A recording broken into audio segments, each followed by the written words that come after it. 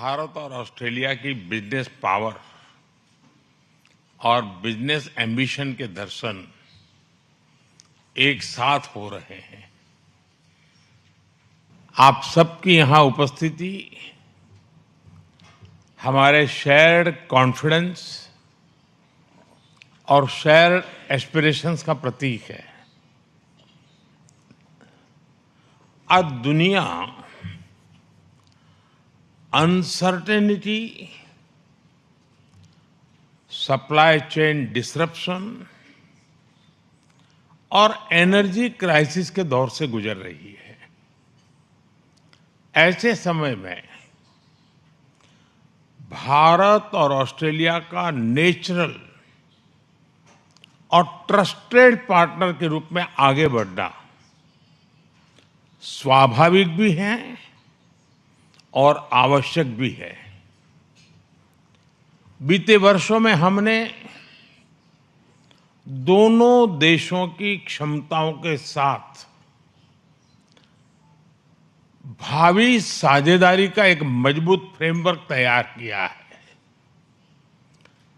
साल 2022 में रिकॉर्ड समय में किए गए एक्टा समझौते से हमारी आर्थिक साझेदारी और सशक्त हुई है।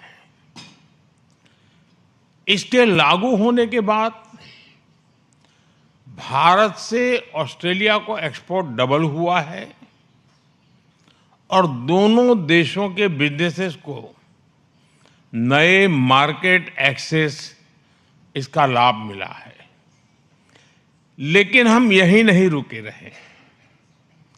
अब हम व्यापक सीका समझौता करने की तरफ आगे बढ़ रहे हैं।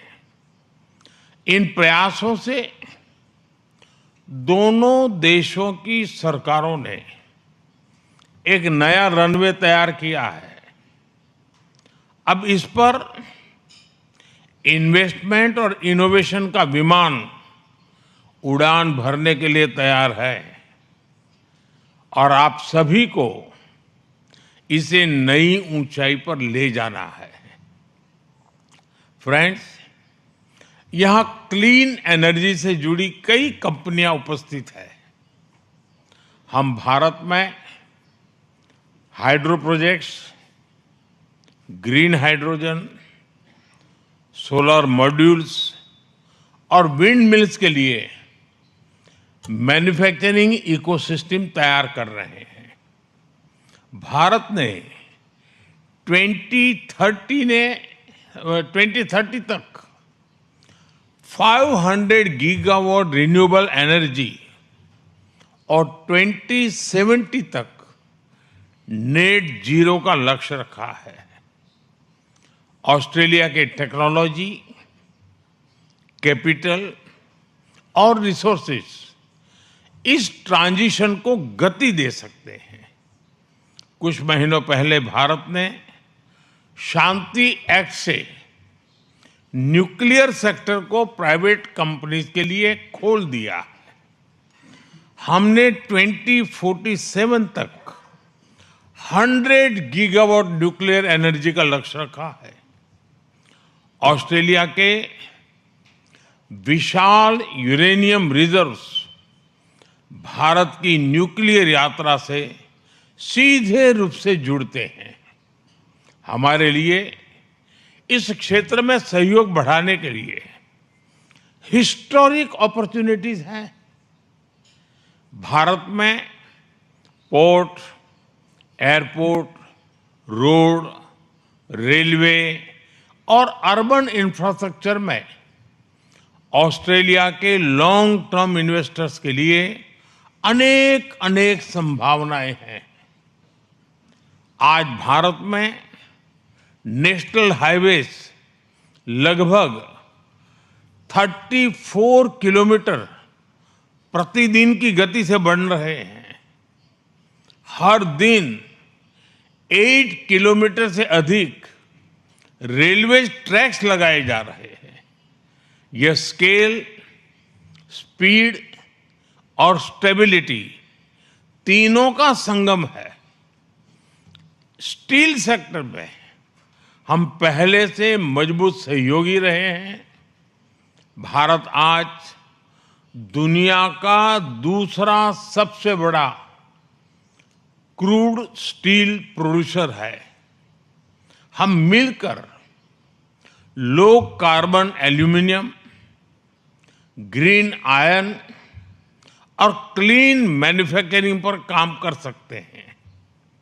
एआई मिशन, क्वांटम मिशन और सेमीकंडक्टर प्रोग्राम के अंतर्गत भारत सरकार ने $10 बिलियन से ज्यादा का सपोर्ट दिया है। हम data centre, AI, quantum, semiconductor और डिजिटल पब्लिक इंफ्रास्ट्रक्चर के क्षेत्र में मिलकर ग्लोबल सॉल्यूशंस तैयार कर सकते हैं। ऑस्ट्रेलिया के पेंशन फंड्स आज $4 ट्रिलियन से अधिक एसेट्स मैनेज करते हैं। भारत में पेंशन की बचत को एक पवित्र अमानत माना जाता है। हम इसे केवल कैपिटल नहीं, करोड़ों करोड़ों परिवारों का ट्रस्ट मानते हैं। भारत आपके फंड्स को सेफ, स्टेबल और सस्टेनेबल ग्रोथ का अवसर देता है। हमारा प्रयास रहेगा कि आपका ट्रस्ट भी बढ़े और आपका कैपिटल भी बढ़े। एजुकेशन और स्किल्स में दोनों देशों के बीच नेचुरल सिनर्जी है। डिकिन यूनिवर्सिटी और वुलंगडोंग यूनिवर्सिटी ने गिफ्ट सिटी में कैंपस खोलकर एक नया अध्याय शुरू किया है। यह भारत के प्रति उनके कॉन्फिडेंस का प्रतिबिंब है। हमारा साझा लक्ष्य होना चाहिए कि हम स्टूडेंट मोबिलिटी को टैलेंट पार्टनरशिप में बदले। फ्रेंड, इन सभी क्षेत्रों में आगे बढ़ने के लिए हमें एक और महत्वपूर्ण आयाम पर ध्यान देना होगा।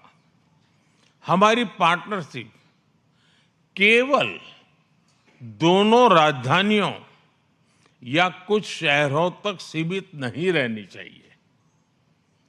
हमें हमारे राज्यों, छोटे बड़े शहरों, विश्वविद्यालयों, उद्योगों, सभी के स्टेक होल्डर्स बनाना होगा।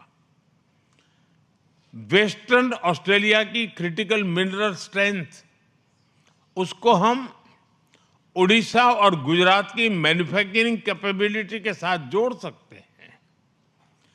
क्वींसलैंड और टेस्मेनिया की क्लीन एनर्जी और एग्रीकल्चर एक्सपर्टीज, पंजाब और तमिलनाडु और आंध्र प्रदेश के रिन्यूएबल कॉरिडोर्स और फूड प्रोसेसिंग इकोसिस्टम को नई गति दे सकते हैं। न्यू साउथ वेल्स और विक्टोरिया की फाइनेंस, एजुकेशन, मेडिकल टेक और इनोवेशन इकोसिस्टम महाराष्ट्र, कर्नाटका, तेलंगाना के साथ मिलकर ग्लोबल सॉल्यूशंस बना सकते हैं। साउथ ऑस्ट्रेलिया की डिफेंस, स्पेस और मैन्युफैक्चरिंग कैपेबिलिटी उत्तर प्रदेश और केरलम के साथ नए अवसर बना सकती है। मेरा सुझाव है कि हम आने वाले समय में कुछ फोकस स्टेट टू स्टेट और सेक्टर टू सेक्टर पार्टनरशिप की पहचान करें और उन्हें आगे ले जाने के लिए रणनीति बनाए। फ्रेंड्स, लोकतांत्रिक मूल्यों और इंडो पैसिफिक साझा विजन के आधार पर हमारे बीच गहरा स्ट्रेटेजिक कन्वर्जेंस बना है। हम अपनी बिजनेस पार्टनरशिप को नई ऊंचाइयों पर ले जाने के लिए प्रतिबद्ध हैं। इस प्रयास में आप सभी की भूमिका बहुत महत्वपूर्ण है।